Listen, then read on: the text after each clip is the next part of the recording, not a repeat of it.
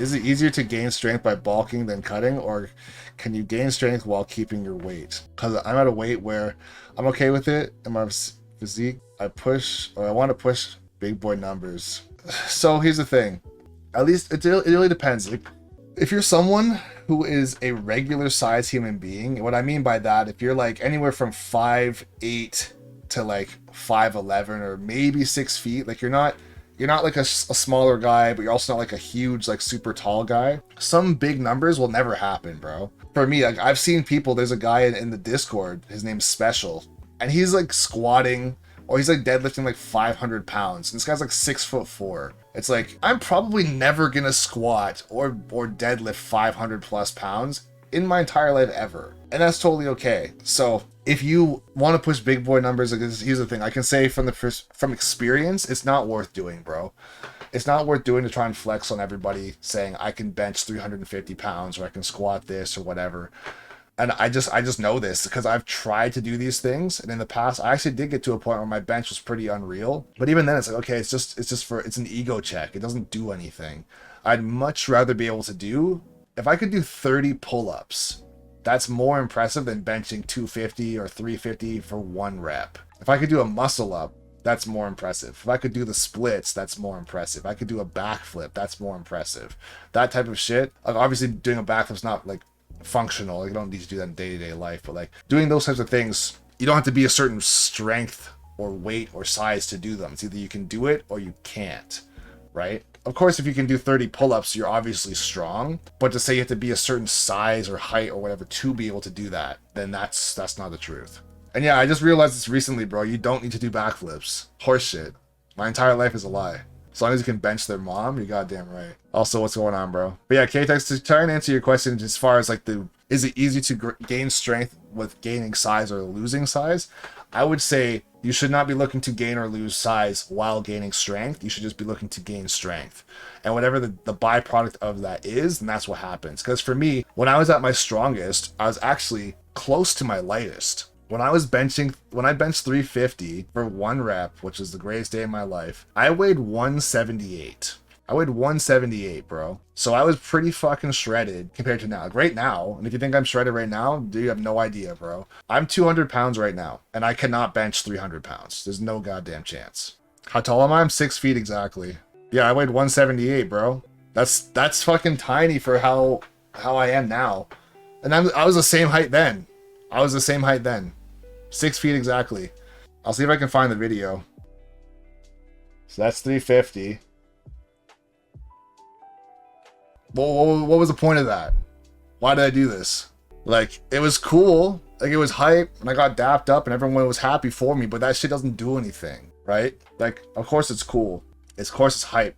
Realistically, no one gives a fuck. Like, if you're trying to be an influencer on for content creation and you want to do that type of shit just for the sake of doing it, then sure. But even then, like, you're way better off. In my opinion, you're better off looking good than having those numbers. Because there's a lot of like strongmen type people who have like a big gut of abs because they're so in shape or so strong that they're fat, which makes no sense. Like, they're not fat, but they have a shirt on, like a normal t-shirt, they look like they're fat. If they're wearing a suit, they look like they're a monster, bro. It looks terrible, but they're super strong. So yeah, I can lift 500 pounds. It's like, okay, sick. Can you run 1 mile without dying instantly? It's like, no. I think the body that every person should aspire to have, realistically, is the body of a fighter. If you have the body of a fighter, then you're probably very, very well-rounded. And I don't mean the body of a fighter as far as like what a fighter looks like, but actually having the attributes of a fighter. Fighters are very limber, very flexible, but also very strong and very lean. They're not top heavy or bottom heavy. They're just balanced, right? They're just optimized for movement. They're light on their feet. Their cardio is insane. Everything about being a fighter is exactly what any man would want to be. Whether or not you can actually fight is another story. If you want to be able to fight and have the body of a fighter, then that's fine. But you can have the body of a fighter without fighting. Tremendously good with your footwork. So you could be doing like football drills or actual fighting drills, or having good flexibility in your hips and your shoulders, right? Having a strong back, having a strong core. Just like I said, being balanced.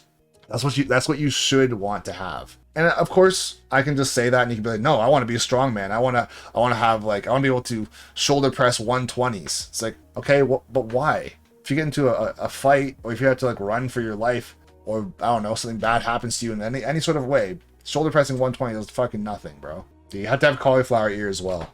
You also have to have an Irish accent and become McGregor. That's how it works. You also go for a fighter build. What's the point otherwise? Yeah, realistically, like, here's the thing. Of course, like I said, you can do whatever you want. But like, if you're someone who's trying to be like, let's say you want the build of a fitness competitor, that's not impossible to do, but the maintenance of that is basically impossible, because a lot of people look at a fitness model's body and they think to themselves, I want to be like how they are on stage, or very close to like 3 weeks out, 4 weeks out type of person at all times.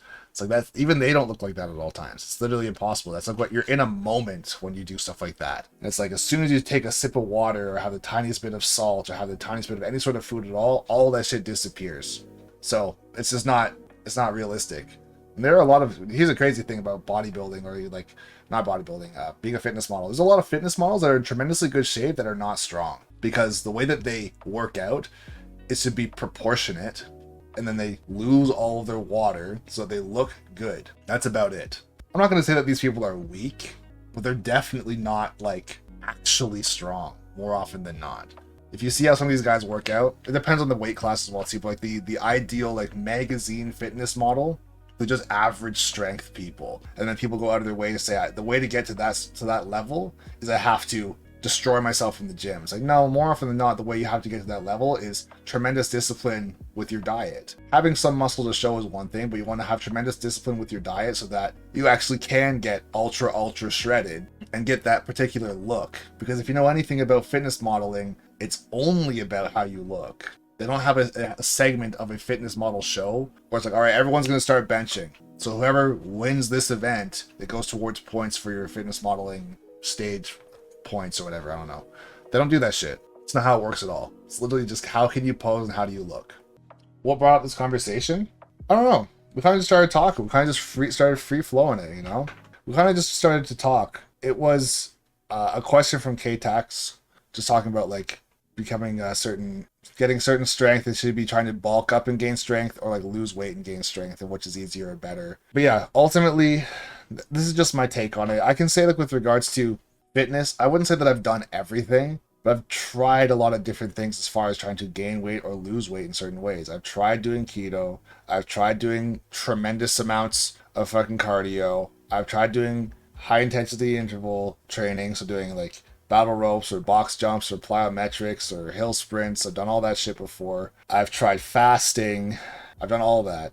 I've done stuff in the gym as far as like doing the calisthenic stuff on bars. Like, I didn't really go super hardcore with that, but like I tried it out. And then I also did like regular weights and circuit training, and I've gone for like, I don't know, I've tried to bulk up. Like, I've done dirty bulks, I've done clean bulks, I've done all kinds of shit. And of course, there's some things like I never really tried to go super far with. Like, I tried to do a decent amount of like mobility exercises in the past. Like, it was mostly for injury prevention. But it's like, I can say hands down, of all the things that I've tried to do, and this is also a mentality or just a personal thing for myself, I do like HIIT training the most.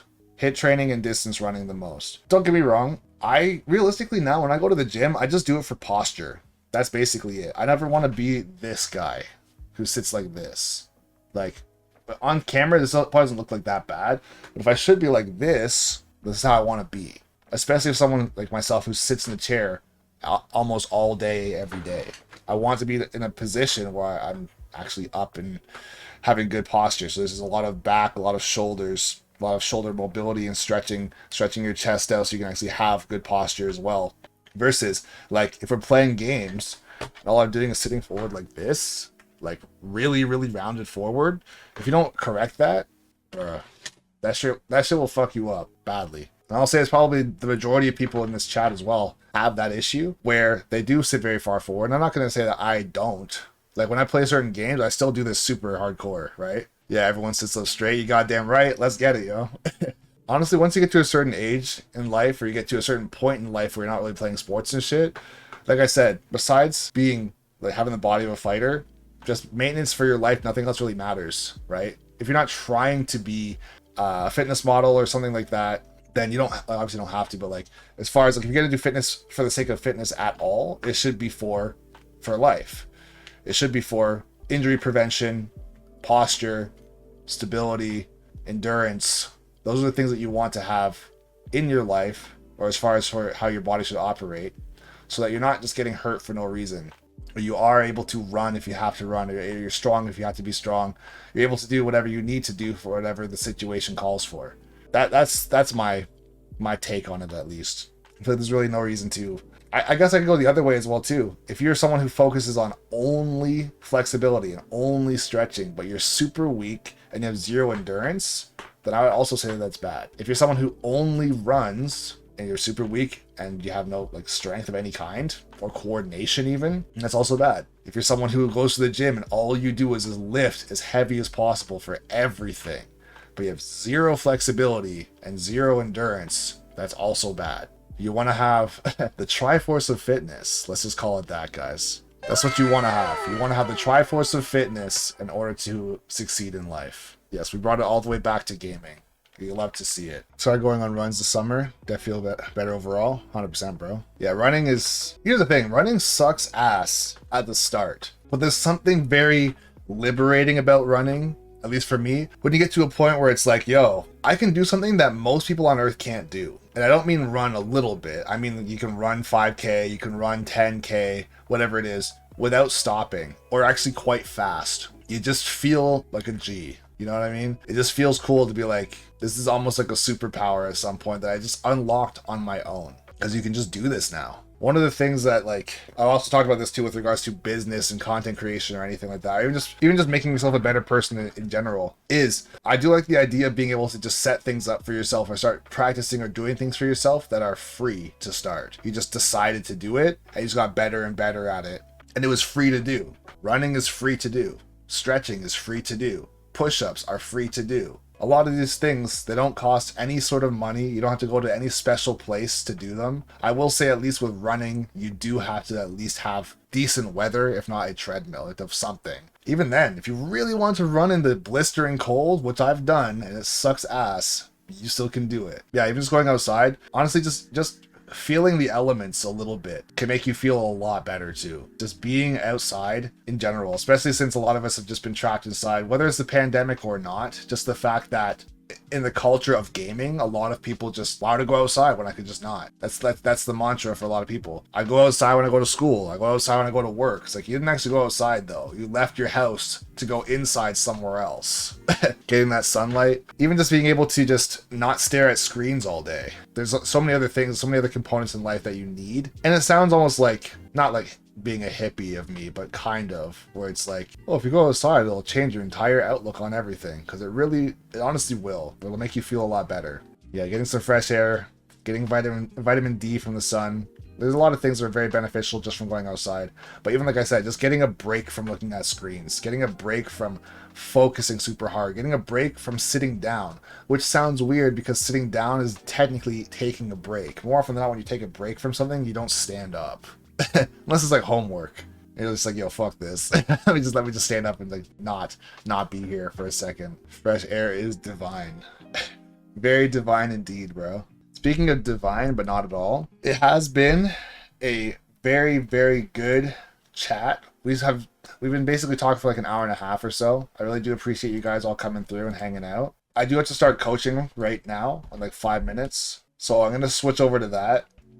Yeah, guys, here's what I'm thinking I want to do too. Like I said, I want to make an effort to start doing more just chatting streams, just streams like what we've been doing so far, just kind of talking about whatever. I want you guys to feel comfortable and get used to the idea of just asking questions and having a discussion just like we have. I can say that without a doubt, the streams will be substantially more enjoyable for you guys and for everyone if we all interact. Right? Of course, I have the ability to just talk and talk and talk and talk, and I kind of have to have that ability. That's the only person that really has a voice out here on the stream.